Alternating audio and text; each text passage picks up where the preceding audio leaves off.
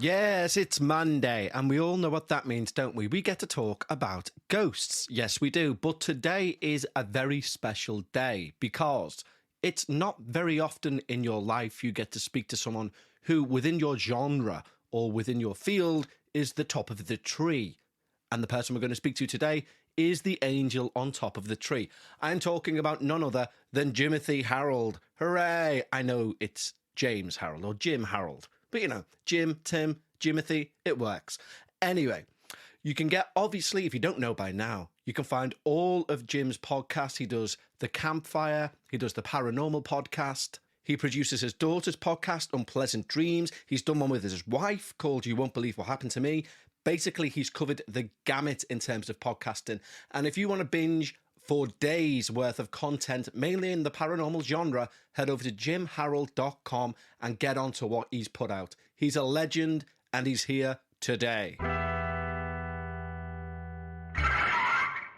Okay, so a couple of weeks ago, I dropped a big hint that I was going to be speaking to one of the legends of the paranormal sphere.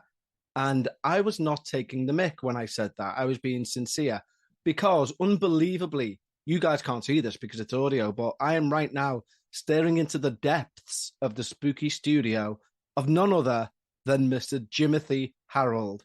Hello, Jim. Hello, sir. How are you today? And thank you so much for the kind words. It's a pleasure to be with you and your audience. And I thank you so much for the kind invitation and look forward to talking about some spooky stuff. Excellent. No, believe me, I said to you before we started to record, it's not blowing smoke. I'm a sincere fan of yours, have been for over a decade. Very proud to be so too. You are, you know what they say, never meet your heroes because you'll be disappointed. Well, let's see how we get on. I'll let you know at the end. The jury's still out. The jury's still out. Well, yeah. No, I'm sure we'll be just fine.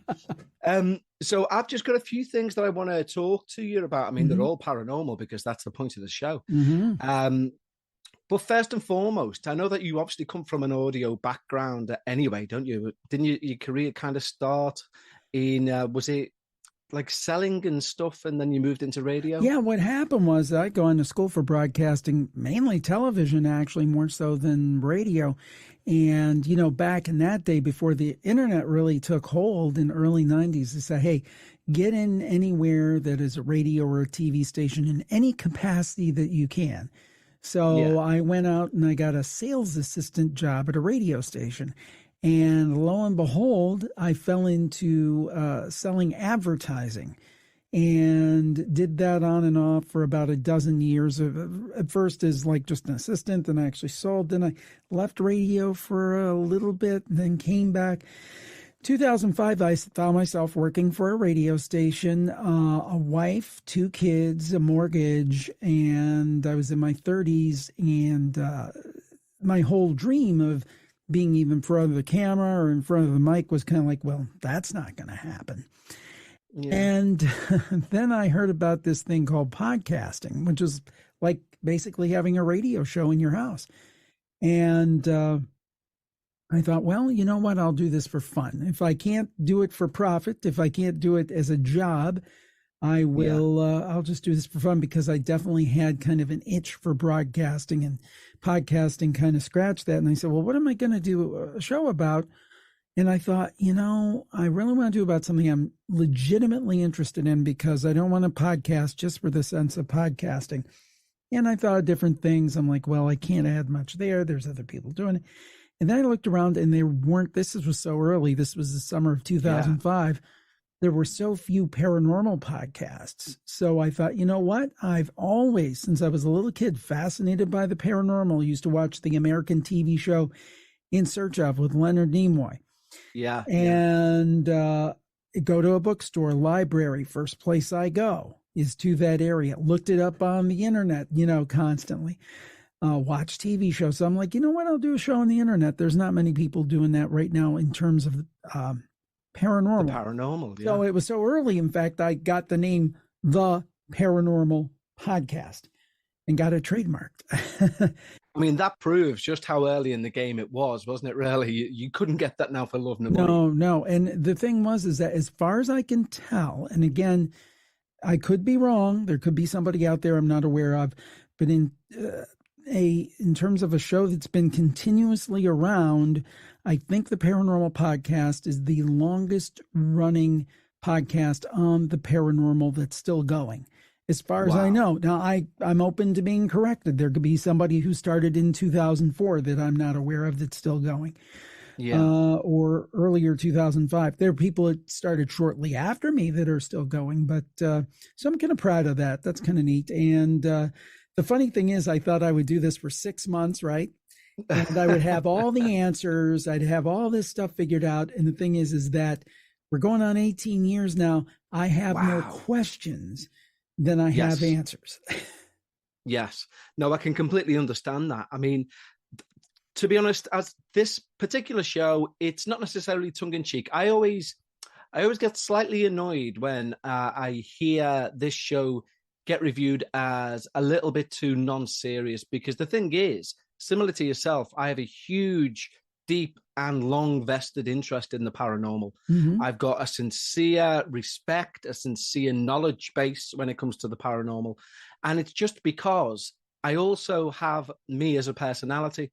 You know, my personality is what you're hearing now, more or less, 9 times out of 10. And that's what comes across on this show. And therefore, when people hear it, they're like, oh, he just wants to try and have a laugh. He's just trying to do this. And it's none of that. People like yourself did inspire me to do a podcast. But when people assume I've jumped on a bandwagon, I mean, this show now is coming up to its 5th year. It's not a band. I mean, I was starting ghost clubs when I was like 5 years old. Sure. You know, and trying to sign people up. I mean, I was the only one in the ghost club. It was a very limited number of members, very exclusive, should I say, to make it sound better.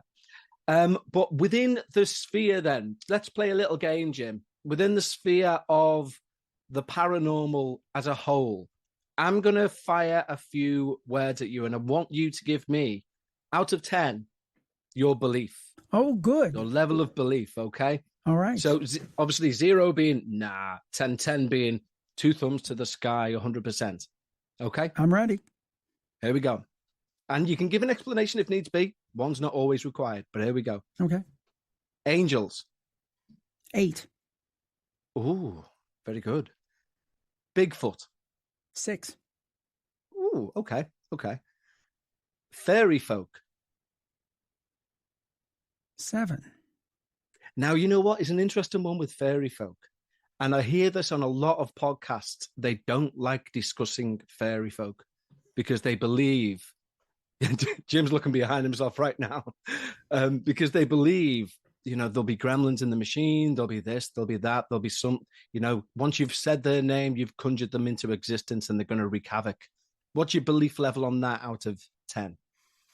That they'll wreak havoc? Maybe a 6, because I think the reason, going back to an explanation, the reason I said so high on fairy folk, you know, maybe it's something at one point that we tended to call fairies, and now we call it something else.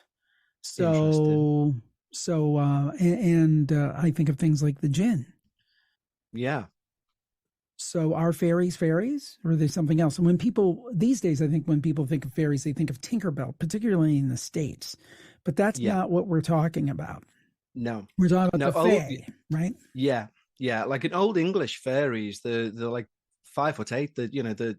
The full-on pale English gentlemen. They're not like tiny little people that crawl through keyholes. Wings. Right. Exactly. Right. So I think there's something. I think there's possibly something. Okay, interesting.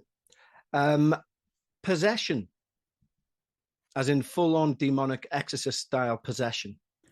9, but I don't believe that it's common. Okay, I would agree with that. Now, here's one for you. I've got a bit of a thing about type of spirits or ghosts or sightings that come in and out of fashion or seem to come in and out of fashion. So, for example, the Hat Man seems to be a relatively recent sort of shadow person, for want of a better phrase. So out of 10, what's your belief in the Hat Man? And do you think it is just maybe a variation of something else? I would say 8 and yes. Okay.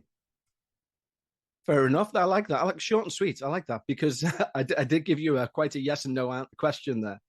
Okay, the last two, we can take or leave these. Vampires.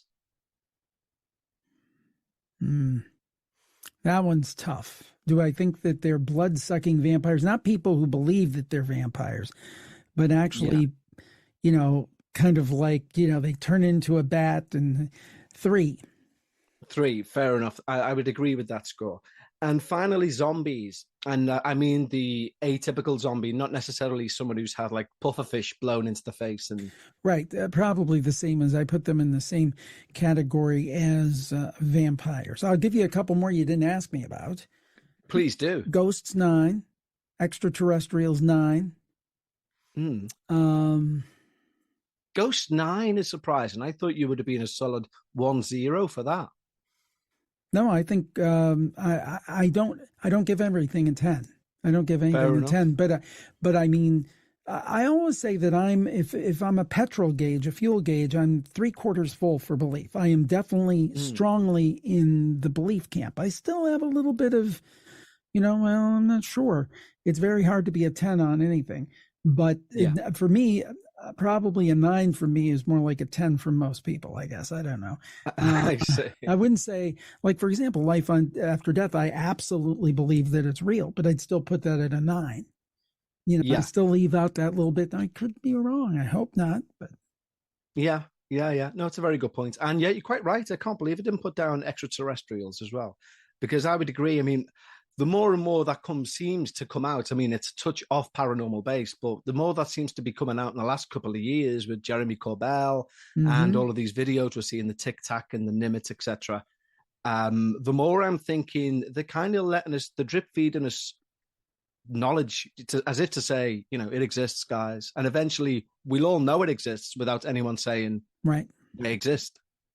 Do you know what I mean? Yeah. Strange one. Indeed. Okay. So from obviously, I, like you, I receive stories from people, and some of them are great, some of them are small, some of them are long, some of them quite funny. I always have I'm really quite bad when it comes to sentimental ghost stories. I'm not one for them. I like ghost stories that make me want to jump out of a window and try and find priests. I genuinely do. So therefore, if somebody says, and my pet dog died, and then I felt it brush against my leg, I'm a bit like, okay, fair enough. But that said, you're a man with over a decade's worth of ghost stories being sent to you on a daily basis. Is there any one particular story that unsettles you and stays on your mind and is repetitively played? Let me think about one that disturbs me. I'll give you one that disturbs me, but it disturbs me in a different way. Because I wonder about people who go missing sometimes. Now, certainly, I think in the vast majority of cases, the people who go missing, have either, unfortunately maybe gotten an accident, not been able to be found. There's some foul play. They've been murdered. They've been kidnapped, something horrible. So I think the vast majority of people who go missing and are never found, there's usually probably a kind of logical answer. Yeah. But what if there is another category of people who go missing and there is not a, quote, logical answer? Well, we had a story on the show that could kind of maybe give a glimpse into what could happen that would lead to somebody to be in that category. Being a longtime listener, you probably heard this story, the Roadhouse Saloon. Yes, I have. But please, by all means, fire away. So basically, this is probably my all-time favorite campfire story, and it's terrifying, but not in a blood and guts kind of way.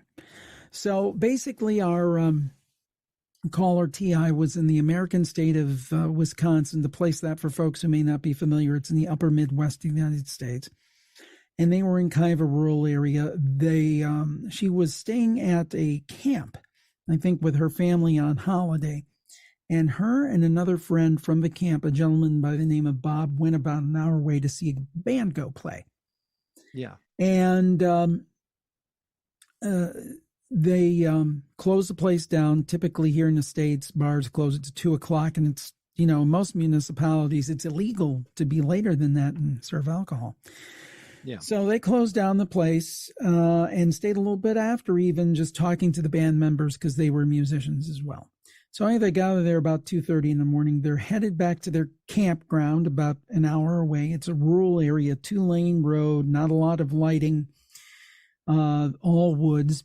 And T.I. tells Bob, I've got to go to the bathroom. And Bob says, well, you can pull up a tree, but other than that, there's not many options here. And she said, just drive fast. So he continues to drive, and in a few minutes, they come upon this bar. Now it's 3:00 in the morning. Everything should be closed, but it's lit up. There's neon signs. There's cars. You can hear the music coming out of the place. And he thought, well, that's weird, but let's not look a gift horse in the mouth. We'll go in and do what needs to be done. So they go in. T.I. goes to the restroom. Bob gets a drink from the bar. And when T.I. comes back, Bob says, I'm really glad that we came here in a way because see that mural over there? And the whole wall was painted in the scene of like an old Western saloon in one of the old West movies. Yeah. And he said, I've always heard about this, but I wanted to see it and finally got to see it. And they kept looking at it. And the more they looked at it, they realized that everybody in the painting was actually physically in the bar. I have one guy a cowboy standing against the wall. He was standing in a different part of the bar. The bartender was in a different part scene. In the bar, there were some guys playing pool. In the mural, they were playing cards. So they were seeing people doing different things. He thought, well, that's weird. And they started talking to him. Well, maybe the artist is a regular here. These people are regulars. He just painted them into the scene, kind of as a tribute, a homage, if you will. Yeah. So another thing that was kind of strange was the people were weird. They were kind of blankly smiling. They weren't really interacting, but they were just kind of, when somebody just kind of looks at you blankly and you kind of think, that's terrifying. What's going on with them? One man came up to T.I. and he had put some music on the jukebox. The jukebox was one of those old Wurlitzer bubbler jukeboxes with vinyls in it. Right. Old school. And put in Chubby Checker's Let's Twist Again from many years ago. Put it in and asked T.I. came over and asked T.I. to dance. He had a big grin and his teeth were rotten. And T.I. had a cane. She walked with a cane and held it up and said, no, thank you. I don't do much dancing. And she said she actually was glad she had that to offer as an excuse. Get out of jail free card. Exactly. So, it was kind of a weird place, but again, they were happy they were able to stop and they were finishing up and they were talking. And then they noticed something they never noticed before. There's double doors, like the old saloon doors in the old Western movies. The gunslinger would walk in and said, I won't talk to the sheriff. That was kind of double doors.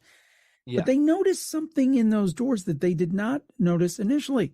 There were two kind of misty columns. One was taller than the other. And they started talking. It's like, I don't remember seeing it. They looked back and they almost started to develop like an old school Polaroid picture. And this is on the mural. Yeah, on the mural, yeah. One was male, appeared to be, it was like a humanoid figure, the other one female. And they talked some more and looked back, and it had developed more. And the woman had curly hair and boots, and T.I. had curly hair and boots. God. And the figure ended up having a cane. No. So basically, they were seeing themselves develop into the mural. At that point, they look at each other and say, let's get out of here. So get out of there. They did. He said they went out, they closed the door. Everything went pitch black, like it had never been open.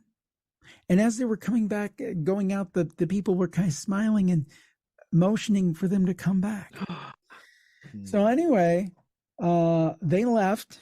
They were the only car in the lot. All the other cars were gone mysteriously. But that's not the end of the story. T.I.'s braver than I am. So a day or two later, she comes back with her sister, I think it was. And she didn't wait till 3:00 in the morning. She went about 7, 8 o'clock at night. And she went with her sister, and there was a woman behind the bar. And she said, "Oh, I was here the other night. There was this big, strapping, good-looking guy behind the bar." And the lady bartender said, "Well, I don't know who that was because the only two people that tend bar here are me and my elderly father." And then Tia thought, "Well, that's strange." So she walked over to the jukebox to take a look. Well, first of all, it was a different jukebox. It was not one of those old school, beautiful Bubbler, Wurlitzer vinyl jukeboxes. It was, at that time, a modern CD jukebox. Yeah. By the way, it didn't have any Chubby Checker in it whatsoever. And then with that, T.I. left and she's never been back since. But there's two little addenda to this story. Yeah. One is the place actually does exist, and author Chad Lewis went and took pictures of them and posted them on Facebook. The place exists and the mural exists. The second thing is that pre-pandemic 2019, I went with a videographer and drove to T.I.'s home. And she's from Michigan, the state over from Wisconsin. And I went and visited with her and recorded a video version of the story with her. And I got to say, I believe her more now than I did on the initial telling. And she comes from a well-respected profession, very nice person. I have no reason to not believe her. So to my original point, do you think it's ever possible that maybe people vanish because they go into some kind of portal or some kind of time slip or some alternate reality? I'm not saying it's 99 out of 100. It might be 1 out of 10,000. But does that... But it's still one. Yeah. Does that kind of thing exist? And what if they would have stayed? What would have happened if they would have stayed? Yeah. No, it's such a mind-blowing story. And there's two stories that always stick out for me for Campfire. One is that, and one is, as no doubt you'll expect me to say, My Love, What a Mirror Image. Oh, yes. I just told that the other night. Yes. Because that sends shivers every time I think of it. But to your point, in terms of time slips, there's an interesting one. I mean, I live in Liverpool city centre, and on Bold Street, which is about a 5-minute walk from where I am now, there's a very historic time slip just outside of what used to be a bookshop. And basically, a guy walked outside, I think it was in the 90s, and he's looking at his phone, and when he looks up, it's the 60s, and he's no idea what's going on. He can't recognize anything. Everything's changed. I think a copper approaches him and is like, because he looks out of place. And he just gets very dizzy and eventually comes to, and he's back in the 90s. But that area of Bold Street, it's got one, again, it's not a ghost story per se. Right. But it's such a historic place that there's one photograph that I've seen by urban explorers. And there's something just sends a chill down your spine because there's no backstory behind it. There's no anything. But basically, Bold Street it's two lots of shops that run adjacent to each other down this big, long street. And at the top is a church called St. Luke's, but it's known locally as the bombed out church because it took a direct hit during World War II. And it's a shell, but we've left it there as a monument to the horrors of war. And it sits at the top of Bold Street. But underneath Bold Street are a series of tunnels which connect all of the basements of the shops. And it's one of these situations where nobody really realized this until they started to renovate in the 80s and the 90s, and they'd find a tunnel which would lead through to somewhere. And one of these urban explorers on one of these locations, there's one photograph, and it still sends a chill down my spine. He's basically knocked through to a cellar that they didn't know that was there that connects these two stores. And someone has wrote in biro on the wall, "Do not enter here," in capital letters, "Do not enter. This place is literal hell." And there's a date of like the 1st of May, 1964. And then underneath that, in marker, it says, "The above is true. Please do not enter.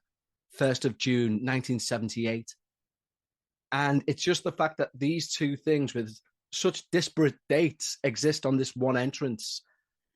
As soon as I seen it, I got in touch and was like, "Please, can I go to this place immediately and bring all of my friends and have a party?" And they were like, no, it's been blocked up now. But it's an interesting thing, this idea of time slips, and what causes these vortexes. And as you say rightly, if people disappear, is it a genuine disappearance? Is it, I know a lot of people will disappear and it'll be horrific, but there could be as you said earlier, 1 in 10,000 where they slip into the ether and we'll just never know. Yeah. Yeah. You never know. It does make you think. And again, it seems incredible, but it's different. You know, if somebody would have told me that story and I didn't meet the person, I'm like, well, that is a very imaginative, great fictional story.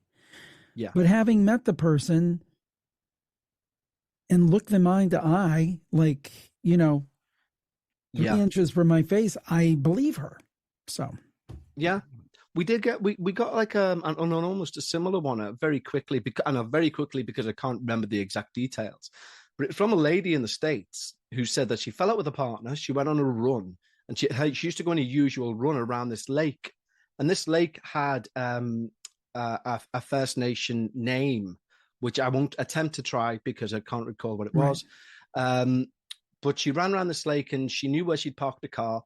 And anyway, she'd been running. It should have lasted about 2 hours, but she'd been running about 3 hours and she hadn't come back on herself. And she looked at her watch and she looked across the lake and she could see a car. And she was like, I'll just keep going. So she goes for another hour and she looks across the lake and the car's still there. And it's like she's not gaining any ground. It gets to the point where she thinks, you know what? The only sensible thing to do is to swim across the lake to get to my car. And just as she's about to do that, something like, I think she said it was skeletal, comes out of the bushes and makes her faint. And when she comes to, it's the next day, everything's normal. She manages to walk to a car. It turns out, anyway, the translation of this first American name for the lake is the Drowning Lake. And it's because so many people allegedly get confused going around it that they think the only way to get back to where they came from is by swimming across. Wow. And when they attempt to swim across, they inevitably drown. And that really freaked me out because it was like, I do think there is a lot of energy within the earth that can do spectacular things to our brains that we just don't understand. I agree with that. And that's the thing I've taken from the shows over the last, whatever it is, 17 years, is that I don't have answers, but the one thing I feel pretty confident about is that reality is far stranger than we understand.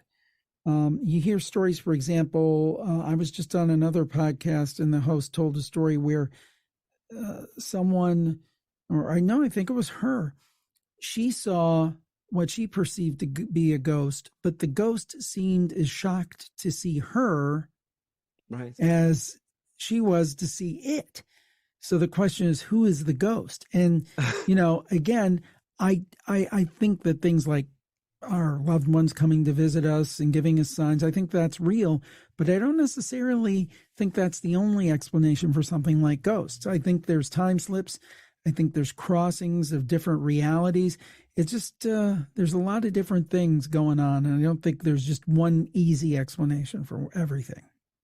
Yeah, I think we share a similar mindset in relation to like almost a 90% belief level, but that 10% is made up of 1,000 theories about why it all may take place. Right.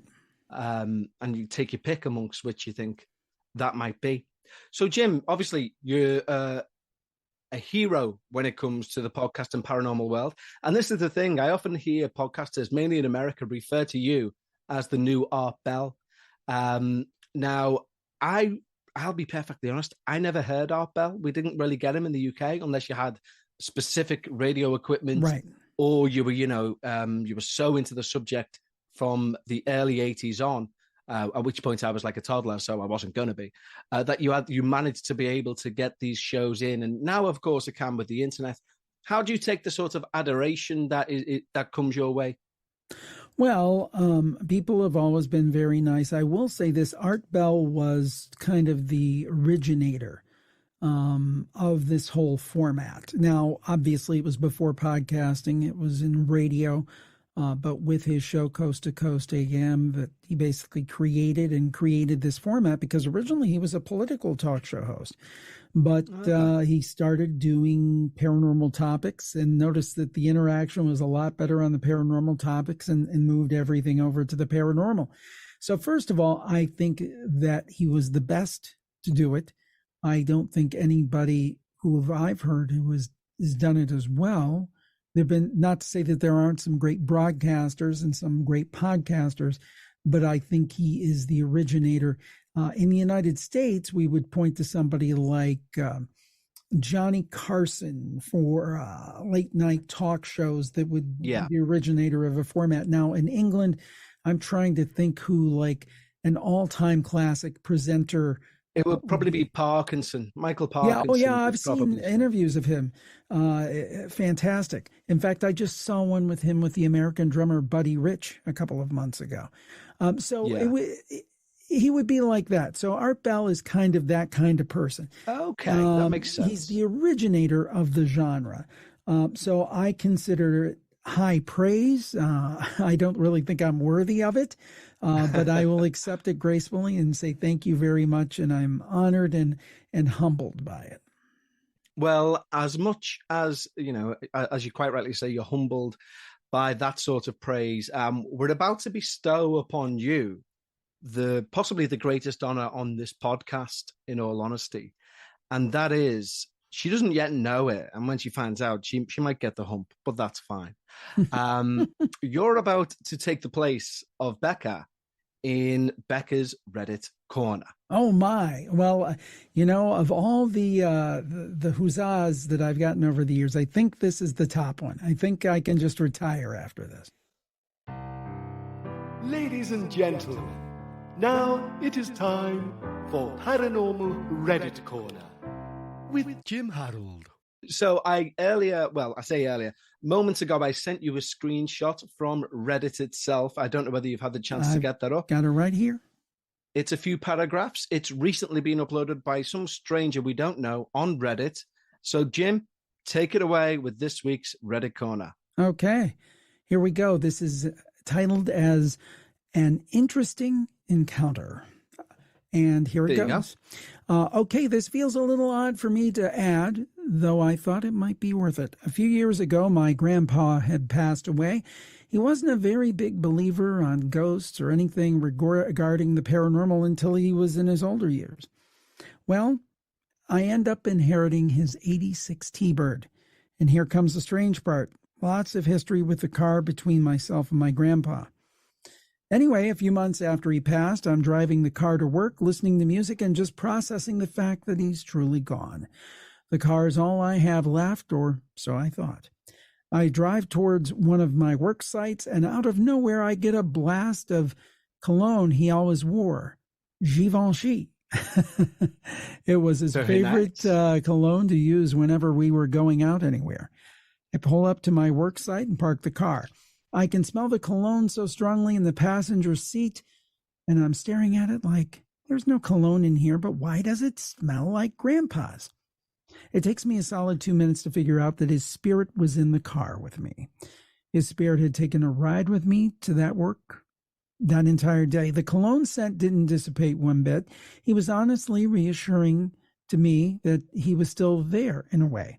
So yeah, interesting encounter for me because of the fact that when he was alive, not a strong believer in the afterlife. Welp, he proved himself wrong because he still hangs around with me when something's wrong. And that's the story from Reddit this week. It's by Oma Storm, I believe, is the person it's credited to. Yeah, that's Mr. and Mrs. Oma Storm's favorite son. Jim, thank you very much. What do you make of that? I know that we've heard on the campfire several stories of communication from the afterlife. For me, it's an interesting one because I'm fine with this in every possible way. But when somebody says to me, I've had some reassurance of somebody who's passed on, I kind of lose all interest in belief or disbelief at that point. If they've taken something positive from it, I'm very much like, yes, take it. Well, I will say this. I agree with you about that. If it means something to the person experiencing it, whether it happened or not, more power to them. But I do put some credence into this idea because, and I've had strange experiences like this. I think people have this feeling. First of all, I do believe that our loved ones in some cases. I don't think it's easy, and I don't think it's every single day. But I do think loved ones do try to reach back and communicate to the living. And a lot of times I don't think that's as a full body apparition, but it is in a subtle way, but in a subtle way that would be very impactful to the recipient. Something that might mean nothing to you or me, but to the person it's aimed at, it means everything. And this fits that perfectly because, you know, if I rode in this T-Bird, it'd be cool. I'm riding in a T-Bird and it smells like Givenchy cologne. Big deal. But to this person, it meant everything because they knew the connection.